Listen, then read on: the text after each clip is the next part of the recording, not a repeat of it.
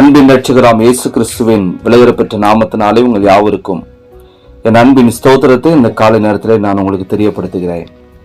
25ஆம் சங்கீதம் 2வது வசனத்திலே இவ்வாறாக வாசிக்கிறோம். என் தேவனே, உம்மை நம்பியிருக்கிறேன், நான் வெட்கப்பட்டு போகாதபடி செய்யும், என் சத்துருக்கள் என்னை மேற்கொண்டு மகிழ விடாதையும் என்று சொல்லி நாம் இங்கே பார்க்கிறோம். கிறிஸ்துவுக்குள் அன்பான தேவனுடைய பிள்ளைகளை, தாவீதை அநேகர் வெட்கப்படுத்தும்படி உபாயத்தந்திரங்கள் செய்தார்கள். அவரை வெட்கப்படுத்தினார்கள். போர் முனையில் தன்னுடைய சகோதரர்களால் வெட்கப்படுத்தப்பட்டார். சவுலினால் வெட்கப்படுத்தப்பட்டார். தன்னுடைய குமாரர்களால் வெட்கப்படுத்தப்பட்டார்.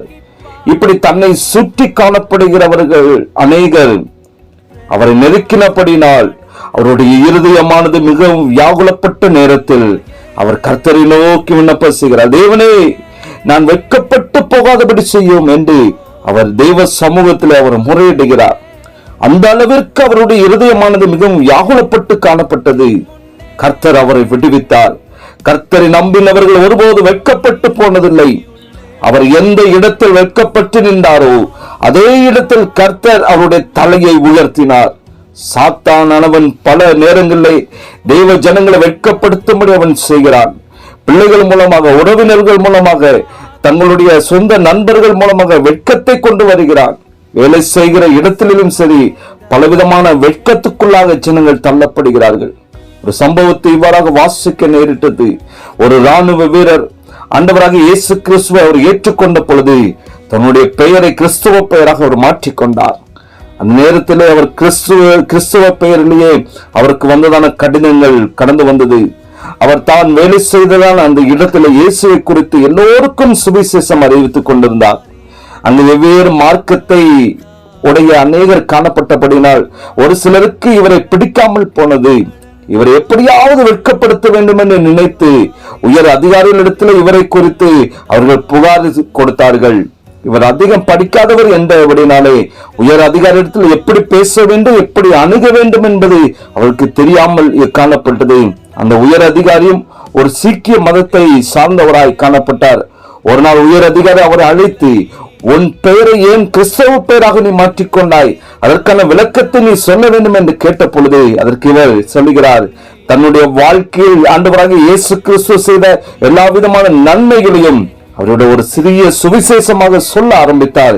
இதை கேட்டதான் அந்த உயர் அதிகாரி இவரிடத்தில் எந்த குற்றத்தையும் காணாதபடினாலே இவர் உண்மையையும் நேர்மையும் பார்த்து இவருக்கு உயர்ந்த பதவியை கொடுத்து அவர் அனுப்பிவிட்டார்.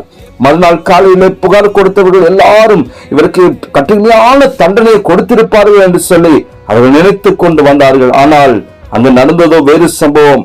யார் புகார் அளித்தார்களோ அவர்களுக்கு மேலாக உயர் அதிகாரியாக அவர் மாற்றப்பட்டதை கண்டு அவர்கள் வெட்கமடைந்தார்கள்.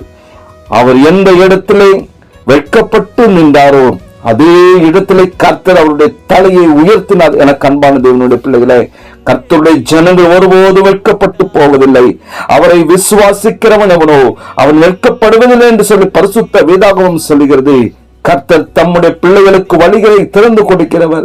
தமக்கு பயந்து தமது வழியில் செம்மையாய் நடப்பவர்களை அவர் வெட்கப்படுத்தாத தேவன். உன்னை வெட்கப்படுத்த நினைப்பவர்களை கர்த்தர் அவர் வெட்கப்படுத்துகிறவராய் காணப்படுகிறார்.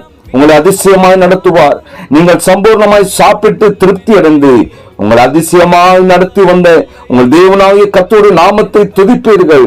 என் ஜனங்கள் ஒரு நாள் வெட்கப்பட்டு போவதில்லை என்று சொல்லி கர்த்தர் நமக்கு வாக்கு கொடுத்திருக்கிறார்.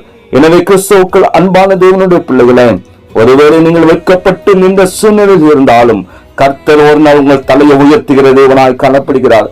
அவரை நம்பி காணப்படுகிற தம்முடைய பிள்ளைகளை தேவன் ஒரு நாளும் வெட்கம் அடைய செய்யாத தேவனா இருக்கிறபடினாலே நீங்கள் எந்த இடத்துல வெட்கப்பட்டு அவமானப்பட்டு நின்றீர்களோ, எந்த இடத்துல கண்ணீர் சிந்தினீர்களோ, எந்த இடத்துல உங்களுடைய இருதயமானது உடைக்கப்பட்டதோ அதே இடத்துல கர்த்தர் உங்களுடைய தலையை உயர்த்துகிற தேவனாய் காணப்படுகிறார்.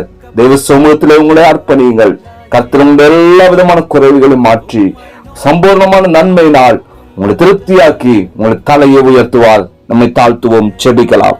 பரிசுத்தமும் இரக்கம் நிறைந்த அன்பின் நல்ல தகப்பனே, ஆசீர்வதிக்கப்பட்டதான இந்த காலை வேளைக்காக உமக்கு நன்றி செலுத்துகிறோம். இதை எங்களை வெட்கப்படுத்துகிற தேவன் நல்ல ஆண்டவரே, உம்மை நம்பி உமக்கு வாழ்கிற தம்முடைய பிள்ளைகளை தேவன் ஒவ்வொரு நாட்கள் நீ நோக்கி பார்க்கிறேன். ஒவ்வொருவரையும் நீர் அறிகிற தேவனாய் காணப்படுகிற ஆண்டவர், அதற்காக உமக்கு நன்றி செலுத்துகிறோம். சங்கீதக்கார தாவீது பல இடங்களில் வெட்கப்படுத்தப்பட்ட பொழுது தேவனே நீர் அவருடைய தலையை உயர்த்தினீர். அதற்காக நாங்கள் உமக்கு நன்றி செலுத்துகிறோம். நாட்களை தம்முடைய பிள்ளைகள் உம்மை நம்பி காணப்படுகிற தம்முடைய பிள்ளைகள் எந்தெந்த இடத்துல வெட்கப்படுத்தப்பட்டு அவமானப்படுத்தப்பட்டு கண்ணீர் சிந்தினார்களோ அந்த இடத்துல ஆண்டவரே உம்மை நோக்கி பார்த்து அவருடைய தலையை நீ உயர்த்துகிறதவனா இருக்கிறீர். அதுக்காக உமக்கு நன்றி செலுத்துகிறோம். அவர்களுக்கு எல்லா விதமான மேன்மையும் நீ கொடுக்கிறதவனா இருக்கிற, அதுக்காக உமக்கு நன்றி செலுத்துகிற ஆண்டவரே. உம்மை நம்புகிற பிள்ளைகள் எல்லாரும் கர்த்தர் அப்படிப்பட்ட ஆசீர்வாதங்களை சம்பூர்ண நன்மைகளை தம்முடைய பிள்ளைகள் பெற்றுக்கொள்ள கர்த்தர் கிருபை செய்யும். நன்மை நான் இருப்போம். இயேசுவின் நாமத்தில் ஜெபிக்கிற நல்ல பிதாவே, ஆமேன் ஆமேன்.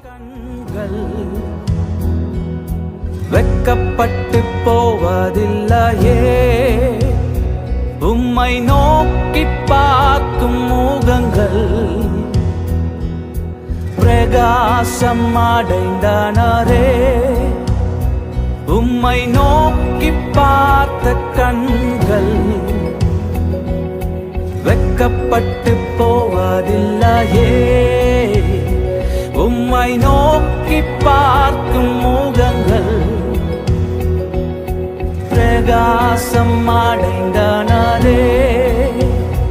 உம்மையே என் முன்னே எப்போதும் நிறுத்தியுள்ளே. உம்மையே என் முன்னே